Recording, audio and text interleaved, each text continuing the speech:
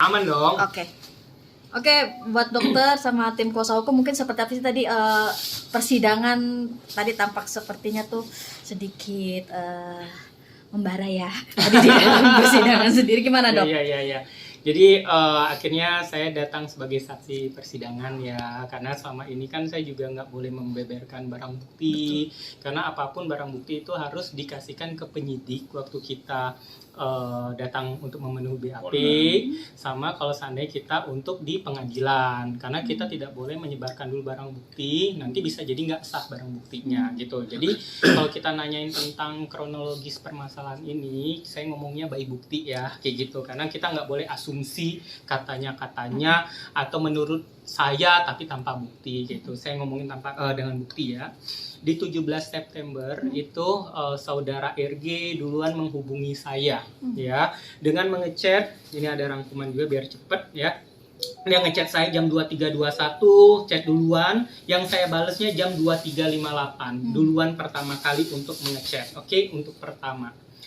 Kedua, lagi-lagi dia duluan lagi yang ngechat di 18 September. Kalian ngelihat ini dengan ini ya, dengan bukti terlampir ya, tanpa ada kebohongan ya, yang saya bacakan ini. Dan juga tadi sudah di muka persidangan saya sampaikan.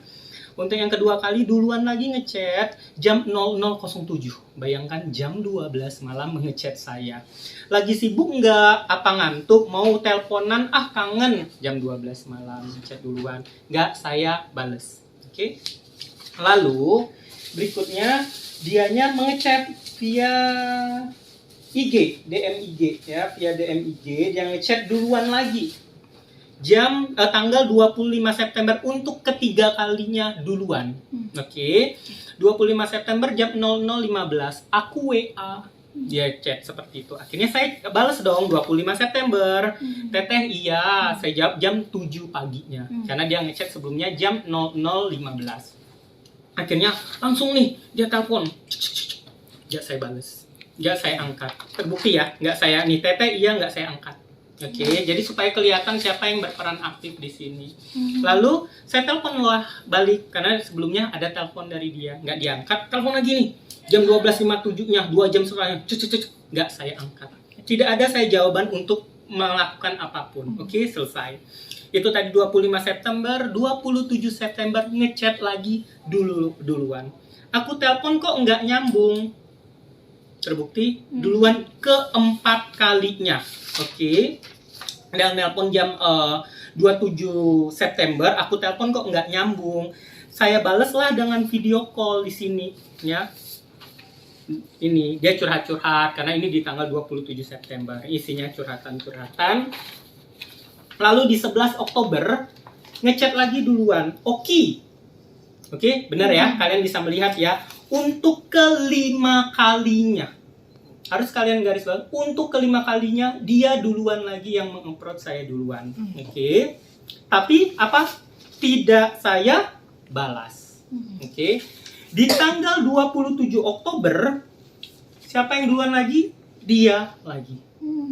Tapi ada saya angkat? Tidak. Bukti ya, ada bukti ya. Oke, nggak bisa dihubungin teleponnya, lagi apa? Dia bilang seperti itu. Saya kirimlah foto.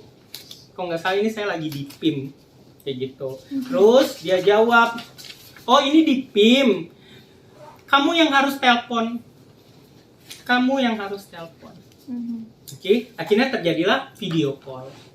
Disinilah yang pembahasan dia pengen banget ketemu sama Nikita Mirzani. Bagaimana cara ketemu sama Nikita Mirzani? Saya bilang kalau mau ketemu sama Nikita Mirzani itu nggak mau ketemu secara langsung. Kan sudah saya beberkan tadi di persidangan. Dia sudah trauma ketemu secara langsung, tapi akhirnya cuma konten-konten aja, nggak menghasilkan pekerjaan untuk dia. Jadi kalau seandainya sudah pasti ngomongin pekerjaan kayak gitu, baru ketemu sama dia. Jadi kata Nikita Mirzani, kalau mau ketemu sama dia itu kasih aja nomor timnya dia, kayak gitu. Di situ juga ada pembahasan tentang ngomongin pengen ketemu Nikita Mirzani, ngomongin tentang review-review skincare, bahas tentang gaji karyawan, bahas tentang manajer R&D produk tuh gimana, gajinya berapa, produk kita tuh biar bagus, biar selalu ngecek quality produk. Karena yang kalian ketahui, waktu itu kan lagi hangat-hangatnya isu tentang review skincare, benar kan? Ya. Tentang isu-isu overclaim, berarti kan yang ngecek quality control di klinik ataupun tempat perusahaan kita itu namanya kan R&D, dia ngecekin untuk produk-produk. Di situ saya bilang ke dia, terus dianya duluan nih, dia yang pertama kali dia bilang, Ki, kalau malam ini ketemu Niki aja bisa nggak kira-kira sama kamu juga? Kita ngomongin by bukti ya. Dia duluan yang pengen ketemu sama Nikita Mirzani, gimana caranya, dan sama kamu juga, berarti sama saya. Saya bilang, dia nggak mau ketemu kalau nggak pasti soal yang tadi teh. Mira Hayati mengubah pola pikir Nikita Mirzani, maksudnya karena sebelumnya pernah juga ada udah konten-konten bully rumah kayak gitu, akhirnya nggak jadi kayak gitu. Jadi Nikita Mirzani udah nggak mau lagi, ataupun dengan ada seseorang juga sudah konten-konten kayak itu nggak jadi brand ambassador, sudah diumumin brand ambassador tapi nggak jadi kayak itu. Jadi Nikita Mirzani udah pasti dulu lah kayak gitu, udah deal-dealannya gimana. Ya udah pasti. Dia bilang baiknya gimana. Akhirnya karena dia tanya baiknya gimana, dia udah tahu dia nggak mau ketemu langsung, saya nggak sekonyong-konyongnya ngasih nomor Mail, itu atas permintaan dia. Saya kasih nomor Mail. Oke. Aku nggak enak chatnya gimana, ya udah nanti ku coba, makasih Oki. Chat aja, dia itu penggantinya Niki, bilang aja silaturahmi sama Niki. Dia bilang silaturahmi, saya bilang silaturahmi sama Niki. Terus sudah di tanggal 3 November dia duluan yang menelpon saya. Di 3 November ini otomatis yang keberapa kali, yang ke-7 kali dia duluan. Tidak pernah sejarahnya saya yang duluan menghubungi. Oke. 3 November dia ngechat, nge-nelpon, nggak saya angkat, akhirnya Oki telepon, saya jawab lagi 6 jam kemudiannya baru saya jawab iya teh. Kayak gitu. Oke. Di tanggal 13 November, dia menghubungin saya duluan lagi. Oki di mana? Benar? Untuk yang ke-8 kalinya. Oke, dia duluan. Oki di mana? Ketemuan yuk, aku ke rumah kamu. Oke, ini udah untuk kesekian kalinya dia pengen ke rumah saya. Terus saya persingkat biar kalian nggak capek nunggunya, biar kalian tuh melihatnya dengan bukti. Pokoknya di sini dia pengen ketemu, pengen ke rumah. Lalu saya bilang lagi untuk Oki, aku nggak enak-enak banget chat mailnya Ki, biar Oki bisa temenin. Besok gimana? Katanya kayak gitu. Oke. Akhirnya dia tanya, Oki, ini Mail nanya kayak gini, sama mau ketemu nanti kepentingannya apa? Oki, aku jawabnya apa? Saya bilang apalagi? Silaturahmi lagi.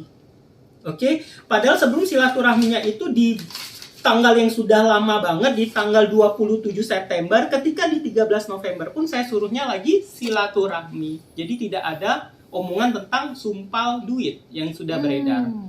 Makanya saya bilang, coba kasih bukti aja satu yang mengatakan, saya bilang, sumpal mulut Nikita pakai duit. Dan rekaman juga udah tersebar kan ya. Ada nggak kata-kata saya bilang, sumpal mulut Nikita pakai duit? Kan tidak ada.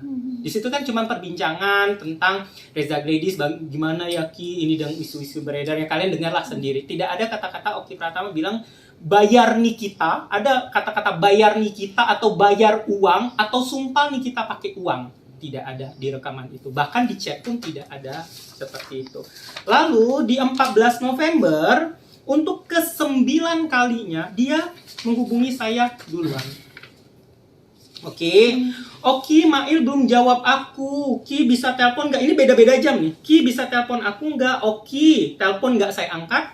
Oki, akhirnya saya balas dengan saya kasih foto di jam 4 sore, dari dia ngechat jam 1, saya lagi meeting. Setelah itu tidak terjadi pembicaraan apapun lagi setelah itu.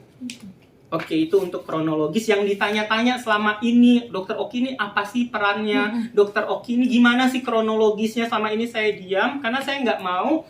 Ya saya lebih berpikirnya takutnya kalau sudah dibeberin di awal, takutnya nanti udah ada karangan-karangan lain. Jadi supaya jebret langsung apa nih di muka persidangan seperti itu. Oke.